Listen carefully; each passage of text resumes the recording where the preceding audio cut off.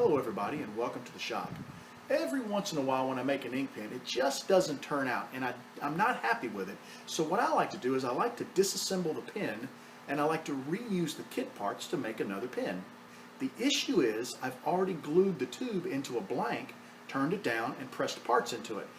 You know as well as I do that brass is soft and it stretches. So I don't like to turn the blank off and reuse the tube because I don't feel like I get as good of a fit or as tight of a fit with the parts the second time around.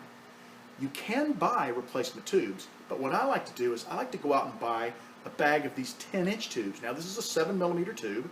I'm going to be making a tube for a slimline pen. Here is a standard slimline tube. What I like to do, let me show you how I like to make these tubes. What I like to do is take a scrap piece of wood and I'll drill a hole the size of my tube. I'll wallow it out a little bit, otherwise it's difficult to get the tube out.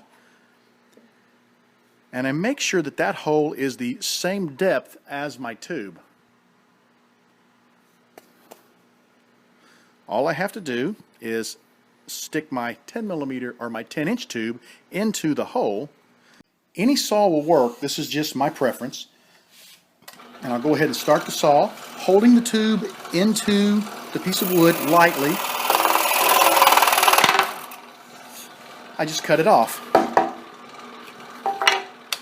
And now I have a tube that is exactly the length that I need.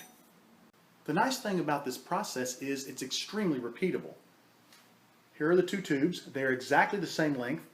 The one on the right or your left is the original tube and the one on your right is the new tube. And if I hold them up side by side, you can tell that there is no difference in the length of the tubes. So I can very quickly, in a matter of minutes, knock off any number of tubes I need, and it's more cost effective than buying the tubes pre-cut.